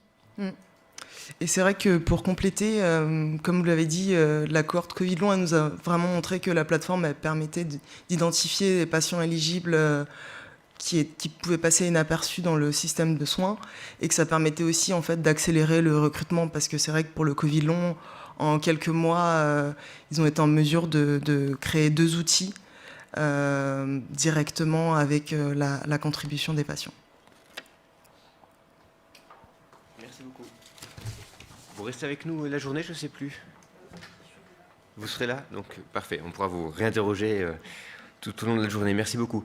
Alors sur cette thématique de l'implication des patients et des citoyens, le CLARA travaille beaucoup avec la Ligue, avec notamment 7 comités départementaux, et donc on est particulièrement content d'accueillir Iris Pauporté, déléguée scientifique à la Ligue nationale. Donc merci d'être venue de Paris pour nous présenter l'implication de la Ligue dans cette question de l'implication des citoyens. Bonjour, merci beaucoup de m'avoir invité pour venir présenter un tout petit peu l'expérience de la Ligue. On va retrouver quelques notions. Je suis ravie que Marie ait vraiment présenté quelques notions importantes au départ, parce que mon métier, ce ne sont sûrement pas les sciences humaines et sociales. Donc, avoir eu quelques bases théoriques, c'est toujours bien pour faire une présentation. Alors là, il paraît qu'il faut la tenir un peu comme ça, c'est ça? Voilà. En fait, j'avoue avoir été un tout petit peu mal à l'aise quand j'ai accepté avec grand plaisir de venir présenter ici ce que la Ligue fait, mais cette place du citoyen et du patient est toujours, ça m'a fait poser beaucoup de questions à moi-même en me disant, mais en fait, bon, on en parle beaucoup, on en parle de plus en plus, et j'ai beaucoup de mal personnellement avec les choses qui deviennent un peu trop politiquement correctes, donc je les re-questionne chaque fois. C'est dans ma façon d'être. Donc je me suis dit, mais en fait, est-ce qu'il y a réellement un intérêt à ce qu'il y ait une participation des citoyens à la recherche, mis de côté le fait qu'ils sont les sujets de la recherche. Alors je sais que Raymond n'avait pas du tout la même, pour lui c'était plutôt l'objet, et on devient sujet quand on est acteur. Moi j'ai pris le sujet dans le sens fiscal. On est assujetti à la recherche. Donc c'était une des questions que je m'étais posée. La deuxième, c'était effectivement, est-ce qu'il est intéressant aussi pour les chercheurs à avoir une approche vraiment par les patients? Je me suis aussi posé des questions sur dans quel type de recherche, plus ou moins, on avait déjà des expériences qui ont fait leurs preuves, et puis un peu sur les différentes étapes où la participation des patients peut avoir son intérêt. Donc je vais essayer, dans les slides qui suivent, de suivre un tout petit peu ce cheminement logique que je m'étais promise de faire dans cette présentation. Alors, c'est un schéma qu'il ne faut pas prendre du tout comme un schéma théorique gravé dans le marbre. C'est un tout petit peu une vision personnelle des différents types de recherche. Je m'étais dit, mais en fait, dans quel type de recherche on va avoir réellement un impact important pour la participation des patients. Donc globalement, nous, en tout cas à la Ligue, les 5 grands domaines de la recherche que nous soutenons, je les ai un tout petit peu résumés ici. Donc il y a la recherche fondamentale, donc je n'ai pas mis de côté les sciences humaines et sociales, je les ai mises dedans, parce que c'est extrêmement important de prendre en compte que, en tout cas, nous, ce qu'on a beaucoup financé, c'est du cognitif en sciences humaines et sociales, et pour le reste, ça va être plutôt de la recherche interventionnelle qui va faire une approche, mais je les mets dedans. En revanche, l'épidémio, je l'ai mis de côté, parce que c'est différent, ce sont des cohortes, ce sont des données qui vont nous permettre d'avoir d'autres approches. Et pour débuter, je vous ferai part d'une première expérience que la Ligue a mise en place sur les malades, en fait. Parce qu'effectivement, c'est ce que j'ai dit aussi un peu à Julien et à Guénaël quand je les ai eus en ligne, nous, c'est les patients. Les citoyens aussi, mais en premier quand même, nous sommes là pour défendre les intérêts des patients atteints de cancer. Et de fait, c'est une des premières actions que nous avons mis en place. Ça a été la participation des patients de façon réelle à la recherche clinique, parce que c'est celle-là qui va les impacter le plus. Et ce qu'on vient d'entendre là sur Compare ou les autres, c'est de la recherche clinique, c'est randomisé, etc. C'est vraiment la prise en charge qui va intéresser directement le malade. Je dis souvent qu'en fait, le cancer, il n'existe pas tant qu'on ne l'a pas. C'est pour ça qu'on a beaucoup de mal à mettre en place des politiques de prévention qui sont aussi qui soient vraiment efficaces, parce que finalement, voilà, c'est quand on est malade qu'on sait à quel point c'est impactant. Et j'ai remonté un peu l'histoire, donc j'ai fait une copie d'écran de notre site internet d'un papier que nous avions publié à l'occasion des 100 ans de la Ligue. Pour ceux qui l'ont vécu, moi en 98, je n'étais pas dans le milieu de la cancérologie, mais je pense qu'il y a ici des personnes dans la salle qui l'ont vécu. Ce chamboulement qui a été l'action de la Ligue avec les états généraux des patients. Vraiment, ça a été une prise en charge, une prise en compte du vécu des patients par rapport à leur chaîne de traitement qui a été extrêmement importante avec un grand forum avec 1300 patients qui ont échangé. J'ai vécu personnellement celui de 2004, ça m'avait beaucoup marqué. Et c'est vraiment bien qu'il y ait ce type de forum où les patients prennent réellement la parole. Et pendant ce forum, en fait, à un moment donné, il y a des personnes qui ont aussi parlé de leur vécu dans le cadre des essais cliniques avec une phrase très simple qui est beaucoup répétée à la Ligue. Il y a une patiente qui a dit, mais en fait, on nous remet ce protocole, c'est le mot que les patients utilisaient, c'est-à-dire la note d'information pour participer à une étude clinique, comme une boîte de conserve. Et on le sait tous qu'à l'époque, les boîtes de conserve n'avaient pas l'ouverture facile, il fallait avoir un ouvre-boîte. Et en fait, on sait que dedans, il y a des promesses, mais on n'arrive pas à savoir ce qu'il y a dedans.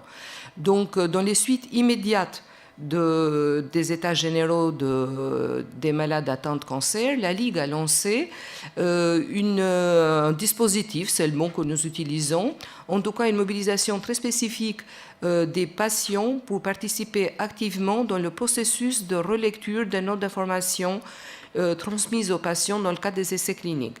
Donc j'ai listé un tout petit peu les points forts en fait de ce dispositif. Donc la première, c'est justement faire du patient un acteur vraiment dans les essais thérapeutiques, apporter le vécu des patients dans le cadre de cette relecture et effectivement aussi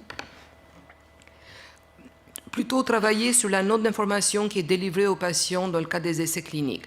Alors, je ne vais pas détailler cette action qui est vraiment majeure et je pourrais vous en parler pendant des heures parce que j'ai eu la chance aussi, quand j'ai travaillé à l'Institut national du cancer, de coordonner pour l'INCa cette action avec la Ligue. Et ce sont vraiment des très bons moments que j'ai passés avec le comité de relecture des protocoles. Alors, en fait, c'est vrai que c'était quelque chose d'innovant, mais on peut même parler aussi de révolution, en fait, parce que jusque-là, il y avait des expériences dans le monde du sida, où vraiment on a vu à quel point, donc Marie, c'est un domaine qu'elle connaît bien, la participation des patients a transformé, y compris les essais cliniques, la thérapeutique, et on a vraiment fait des progrès exceptionnels dans ce domaine. Et effectivement, le cancer est aussi un modèle inspiré un peu du sida, mais qui est très bien organisé pour vraiment la prise en compte de la parole des patients. Alors, je vais quand même insister sur un élément de ce comité de patients, c'est la formation initiale et continue. Tous les patients ce ne sont pas que des patients, donc je me reprends, il y a beaucoup de patients, mais il y a aussi des proches, et de temps à autre, quelques personnes, des citoyens qui ont été impliqués à un moment donné de par leur expérience professionnelle, qui souhaitent faire partie de ce groupe. Ils sont tous formés initialement et ensuite il y a 2 séances annuelles de réunion et il y a une partie plutôt formelle le matin avec des formations extrêmement pointues faites de la part de méthodologistes ou de réglementaires, etc. Tous les domaines de la recherche clinique sont abordés. Et puis, dans l'après-midi, il y a d'autres sessions de formation. Donc ça, c'est vraiment quelque chose d'important. Donc vraiment, on a parlé de la formation. Et à la Ligue, il y a aussi cette expérience, depuis une vingtaine d'années, de formation des relecteurs dans le cadre des protocoles thérapeutiques. Alors, à partir de l'action, une des actions du plan cancer, je crois que c'était le 2e plan cancer, où il y a eu vraiment un focus fait sur ce comité de patients. Il y a eu aussi un budget spécifique qui a été délégué et ce budget a permis, nous n'utilisons pas le mot rémunéré, mais d'indemniser les patients relecteurs. Et en fait, cette indemnisation qui est pas du tout significatif, en fait, permet de reconnaître l'expertise. C'est un grand débat. Je suis très partagée sur la rémunération, mais c'est vrai que ça a apporté pour les patients vraiment une reconnaissance. C'est comme ça qu'ils le ressentent, en fait. Alors, effectivement, c'est à la pige, c'est à la relecture de notes d'information que cette indemnisation aura lieu. Rapidement, de quelle façon ils interviennent. Nous avons effectivement, j'ai très bien retenu ce que disait Raymond sur le fait que maintenant dans les PHRC, il faut être passé par un comité de patients. Ben là aussi, ça a été vraiment quelque chose qui a été fait grâce à l'Institut national du cancer et la Ligue qui ont insisté auprès des autorités pour que ça figure dans les lettres d'intention. Donc, il y a besoin d'action aussi à des hauts niveaux pour que certaines choses puissent se rouler derrière. Donc, on voit bien dans cette slide les différentes étapes dans lesquelles non-relecteurs sont impliqués. Il y a de temps à autre, pour certaines études très en amont, même avec la lettre d'intention, il y a certains patients qui vont participer. notamment dans certains cancers rares, ça peut arriver, c'est extrêmement utile. J'ai moi des souvenirs très anciens, mais vraiment très anciens, de l'année 2004-2005. Je travaillais à l'époque à la Fédération de lutte contre le cancer, et on mettait en place une étude sur les tumeurs desmoïdes. Il y a 40 patients par an en France. Et on s'est dit, bon, on mettra 10 ans pour inclure les 40 patients. Il a suffi que l'association SOS desmoïdes soit dans la boucle, et les inclusions ont eu lieu en un an. Donc vraiment, la participation active des patients qui ont réellement un intérêt pour que les études soient faites a un impact majeur aussi, surtout pour des pathologies plus graves. Il y a un point noir, bon, j'y vais un peu fort, mais quand même, c'est sur le rendu des résultats des essais cliniques aux patients. C'est quelque chose qui est vraiment à améliorer. Pour l'instant, on a encore un peu de mal à faire venir à nous. Vraiment, les promoteurs sont très demandeurs dans les premières étapes parce que, je ne dirais pas qu'il y a la carotte du PHRC. Il y a aussi le fait qu'ils ont très bien intégré l'intérêt de faire relire ces notes d'information par les patients, parce qu'il y a vraiment une valeur ajoutée. Il y a des choses qui sont relevées tout de suite. Les malades vont dire non mais ça va pas le faire, il faut faire ça, ce langage-là n'est pas adapté. Ils ont une grille, hein, ils sont vraiment très formatés, ils ont une grille où ils répondent oui, non, est-ce que ça va. En revanche, pour les résultats, c'est vraiment quelque chose sur lequel, pendant la stratégie décennale justement, ça a été mis aussi en exergue, il faut travailler un peu plus. Un petit bilan d'activité sur 20 ans, on voit bien à quel point ça a quand même monté en flèche cette participation des patients. J'avoue qu'au départ, c'était quand même plutôt Unicancer, hein, les centres de lutte contre le cancer qui étaient impliqués. Et au tout début, d'ailleurs, ce comité était positionné à la Fédération des centres. Après, il s'est déplacé à la Ligue, même si c'était la Ligue qui l'animait. C'est un peu la petite histoire. À partir du moment où il a perdu la casquette centre, il y a eu pas mal de centres hospitaliers universitaires qui se sont aussi rapprochés du dispositif. Il y a tous les groupes coopérateurs qui sont très actifs, ils viennent tout le temps en réunion. Et il y a aussi pas mal d'industriels. Donc personnellement, au départ, j'étais un peu dubitatif sur la participation des industriels. Ça a bien marché. Ça a marché pour deux raisons principales. La première, c'est que, je ne sais pas s'il y a des industriels dans la salle, mais le retour de ce qu'on a entendu de part de nos collègues qui travaillent dans l'industrie pharmaceutique, ils ont beaucoup de mal à faire passer auprès de leur maison mère cette notion qu'une note d'information ne doit pas faire 20, voire 60 pages. J'ai entendu ça un jour, j'en revenais pas. Parce que je donne un cours à un DU de recherche clinique et il y a des gens qui sont déjà en poste qui m'ont fait part d'avoir vu une note d'information sur 60 pages. Voilà. Et effectivement, c'est quelque chose qui marche bien. Et nous, à la Ligue, on est assez fiers d'avoir fêté les 20 ans du comité de patients il y a 2 ans. Donc, c'est vraiment quelque chose qui a été lancé tout de suite après les états généraux de la prévention des malades. Voilà. Les enjeux, je crois que j'en ai touché un mot. Effectivement... je crois que je ne vais pas m'attarder parce que le temps passe et que j'en ai pas mal parlé de ce qui est dans cette slide. En revanche, quelque chose d'intéressant, aussi bien dans Compare, mais peut-être aussi Raymond en a parlé, nous aussi à la Ligue, on ne travaille pas seul.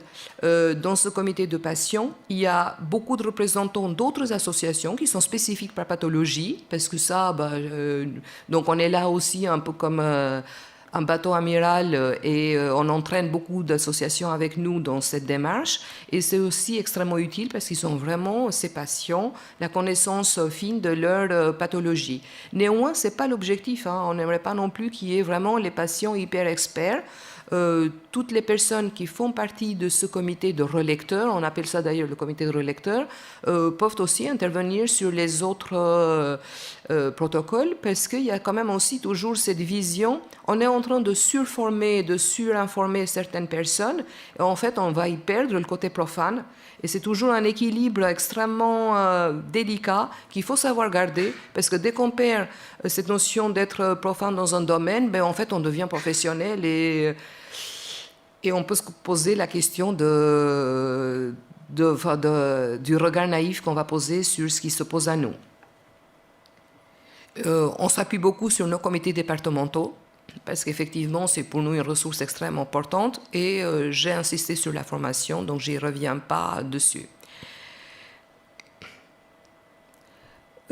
J'ai quand même envie de dire 2 ou 3 mots. Donc en fait, ces slides, je les ai copiés en fait à Marie Lanta, qui a coordonné le comité de passion depuis le début et qui est partie il n'y a pas très longtemps à la retraite.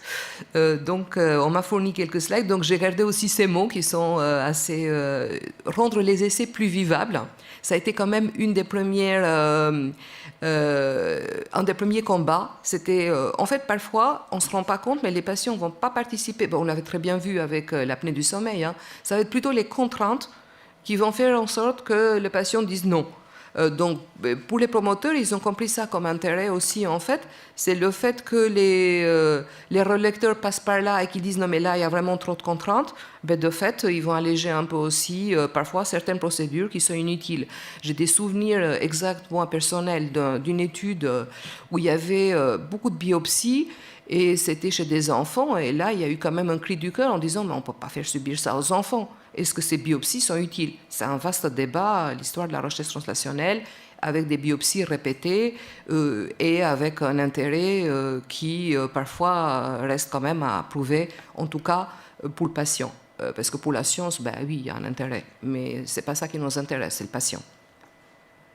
Ben voilà, donc en fait je vois mal l'écran, mais effectivement j'en parle longuement des prélèvements parce que c'est vraiment quelque chose qui m'a parfois presque, je le dirais, le monde presque scandalisé de voir arriver certaines études au niveau quand on les a vues dans différentes instances. On voit qu'il y a vraiment, on sait très bien que ça va faire de la bonne science, ça va faire des belles publis, mais on se dit mais en fait est-ce que ces patients-là qui participent à cette étude sont informés que ce n'est pas pour ce n'est pas le rapport bénéfice-risque pour eux-mêmes qui est pris en compte dans cette étude. C'est plutôt c'est vraiment de la science pour la science. Et c'est quelque chose qui reste quand même à améliorer, l'information réelle des patients sur toutes les études qui sont faites sur les échantillons. J'ai la bibliographie sur cette question, je ne vais pas m'attarder ici, mais ça reste quand même quelque chose qu'il va falloir surveiller de près. Et nos comités de patients le font. Parce qu'eux, ils le savent très bien. Je crois que c'est dans la slide suivante que j'ai aussi un mot là-dessus. Le patient n'est pas voilà, le patient n'est pas une mini biobanque sur pattes. C'est vraiment un mot qui sort du cœur à nouveau parce que, voilà, bon, je ne vais pas m'attarder, mais j'en ai parlé de ce sujet. Donc effectivement, pour les patients, ce qui est aussi toujours quelque chose de délicat, c'est l'accompagnement pour toutes ces études qui utilisent de la recherche en génomique, mais surtout des biomarqueurs pour, je vais utiliser des mots barbares, pour screener les patients. Donc, ils ont un premier consentement, une note d'information, on leur demande de passer par une étape pour savoir si oui ou non il y a une mutation. Et puis après, ils n'ont pas la mutation recherchée dans le cadre de l'étude clinique, ils ne sont pas inclus, eux ils vivent ça comme une exclusion. Et c'est parfaitement incompréhensible. Et ils sont un peu... en fait, ils ne nous intéressent pas profondément, vu qu'ils ne font pas le sujet de la recherche. Mais eux, ils aimeraient quand même un tout petit peu savoir pourquoi aussi ils ne font pas. Il y a beaucoup de choses qui sont dedans. Hein. Là, les patients relecteurs vont aussi regarder pas seulement ce qui est proposé dans le cadre de l'étude, mais aussi ce que le patient derrière va vivre, hein, parce qu'ils ont le vécu de la relation avec l'équipe médicale, qui, dans les cas où le patient n'est plus à être dans une étude, parfois la chute est très rude pour le malade. Les données, ça aussi c'est un sujet extrêmement débattu par les patients relecteurs chez nous. À quoi ça va servir, etc. Et surtout, il y a eu un exemple très précis, en fait. Ce qu'ils aiment aussi, c'est que ça soit dit d'emblée, ces histoires de finalité, etc., qu'on ne puisse pas revenir en arrière, parce que, par exemple, une famille à laquelle, dont l'enfant est décédé, qui reçoit à nouveau une note d'information pour qu'elle donne l'aval pour l'utilisation des échantillons, c'est un traumatisme qu'il faut éviter, en fait. Donc il y a quand même vraiment des choses très importantes qui remontent avec ce type de participation des patients et des proches dans la recherche. Et je vais passer dans la deuxième partie de la présentation. Et là, ça va intéresser plutôt les domaines de la recherche interventionnelle en population et de la recherche en épidémiologie. Et là, on va dépasser le cadre du patient. et on va plutôt avoir une implication, en tout cas on le souhaite, des citoyens. Donc à nouveau, je vais faire part. Je vois très bien, il me reste 1 minute. Mais comme c'est du futur, ça va aller très vite. Donc, on a fait en 2018 à la Ligue les états généraux de la prévention des cancers. Suite à ça, on a mis en place un programme spécifique de recherche en prévention dans lequel nous voulons pousser la participation des citoyens, notamment dans tout ce qui concerne l'étude sur les expositions cancer-environnement. Et on passe encore une étape encore plus importante là bientôt avec la mise en place d'un programme qu'on va appeler Recherche-Action, qui va impliquer de façon très concrète sur le terrain nos comités départementaux et des équipes de chercheurs. Donc on voudrait vraiment des choses concrètes. Je prends un exemple de ce qui a été fait. Par exemple, c'est en cours ici, donc je ne vais pas en parler, je prends un exemple qui est déjà fait. Dans la région bordelaise, il y a une implication du comité pour faire en sorte que des patients arrêtent de fumer pendant leur traitement. Ça ne marche pas toujours. Donc ils ont approché une équipe de chercheurs. Donc c'est une démarche qui vient du citoyen vers le chercheur en disant comment peut-on faire pour voir si nos mesures d'intervention auprès de la population sont efficaces. Donc c'est ce type de choses qu'on voudra faire avec le lancement d'un appel à projet qui ne saurait pas tarder, avec nos grands domaines d'action qui sont l'action pour les malades, la prévention, mais aussi tout ce qui concerne les approches sociétales du cancer, avec cette fois-ci une implication directe, soit des citoyens à travers nos comités, soit d'autres citoyens avec d'autres approches. Donc appel à tous les chercheurs dans ce domaine, dans la salle. Ça ne saurait tarder. Et pour le coup, on va avoir une approche différente. Ça ne va pas être quelque chose de sélectif, mais ça va être plutôt ces projets-là nous intéressent. On va les accompagner pour qu'ils aillent un peu plus loin. Donc voilà, je crois que le temps a été écoulé. J'avais tenté de répondre à mes questions au début de façon très humble. Et merci à tous pour m'avoir écouté. Ah oui, j'avais quand même une question de clôture. Vous avez parlé de la loi Kouchner. On entend de plus en plus des citoyens. Et ça me posait un vrai problème, cette histoire de faire appel aux citoyens isolés. Quid des collectifs de citoyens, quid de l'approche communautaire par rapport à cette approche atomisée du citoyen. Pour moi, ça reste une grande interrogation actuelle. Merci beaucoup, Iris, pour votre présentation. Y a-t-il des questions? On n'en a pas vu sur Klaxoon, mais peut-être qu'il y en a-t-il dans la salle. Oui. Allez, plus vite.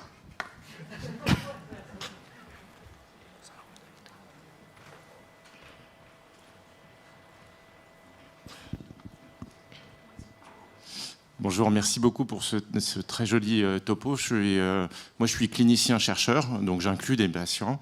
Et effectivement, je suis toujours très choqué de ces notes d'information qui font 20, 30 pages.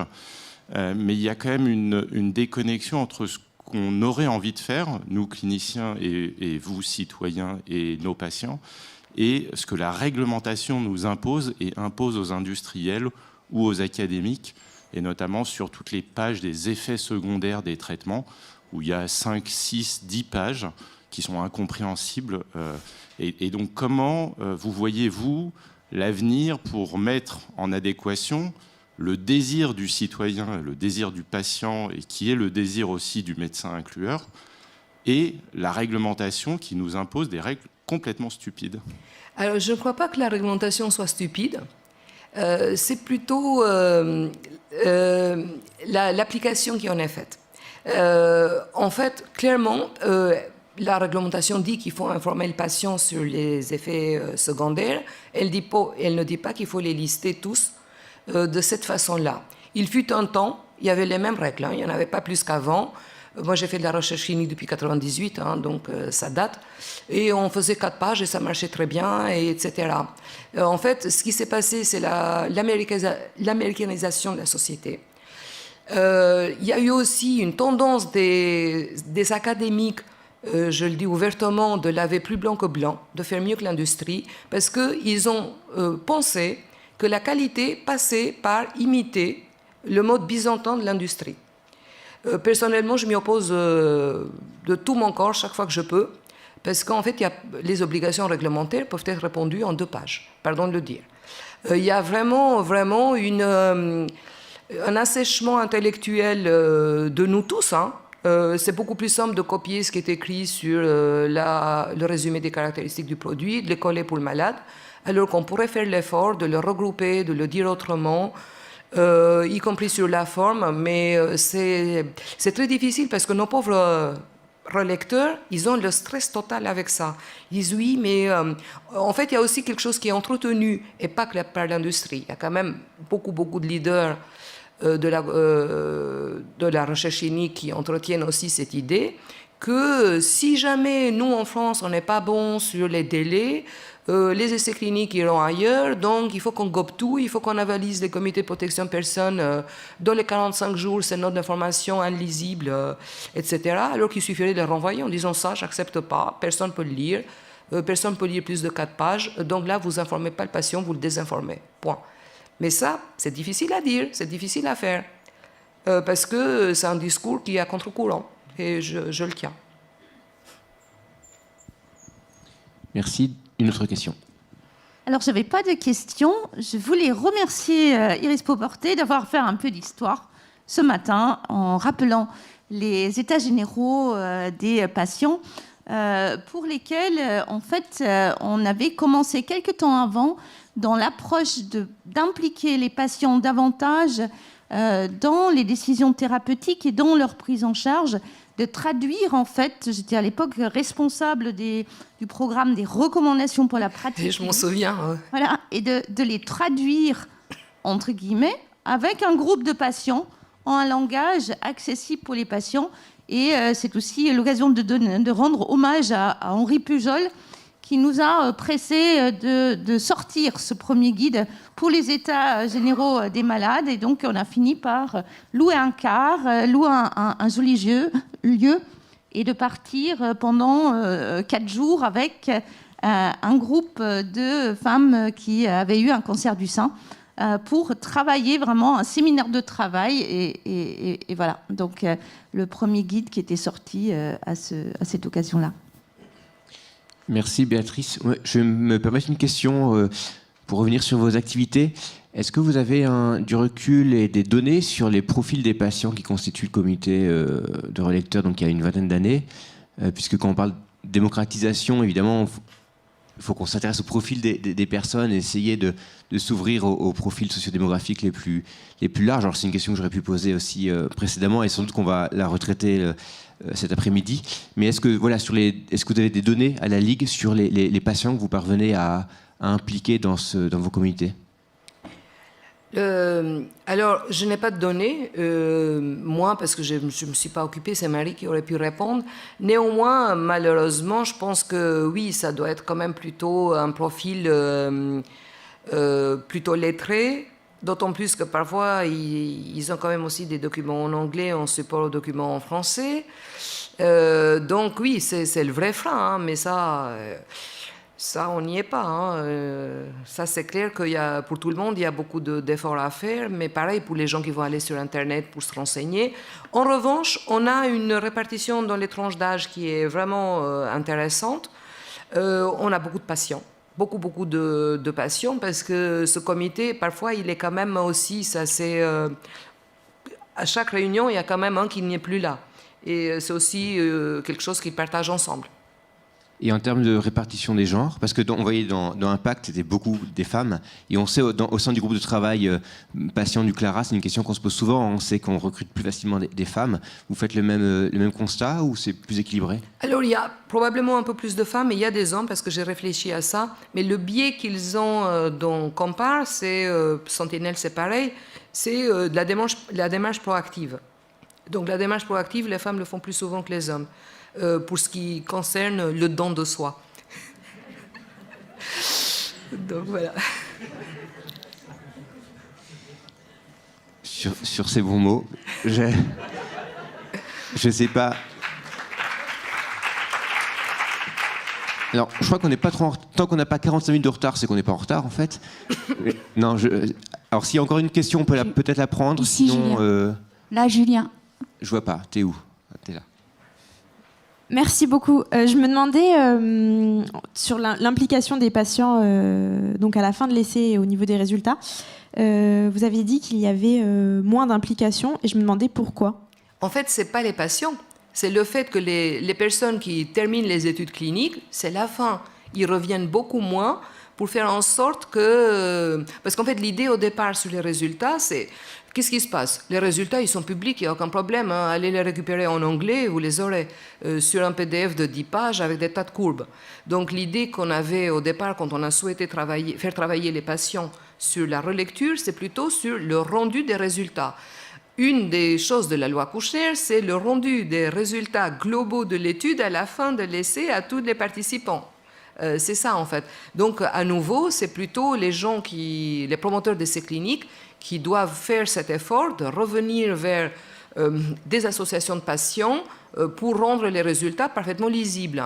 J'ai vu il y a quelques jours un des journaux, l'Annals of Oncology, qui est un journal assez connu. Ils étaient très contents. Ils ont fait un petit résumé en anglais des résultats à la destination des patients. Donc ça avait été très liké sur Twitter de la part des cliniciens. J'ai dit, tout ça c'était écrit en anglais, j'ai dit, mais à quand dans la langue des patients qui ont participé quand même à l'étude? Merci Iris. Et puis merci à l'ensemble des intervenants et intervenantes. On va pouvoir entamer la pause lipidique et glucidique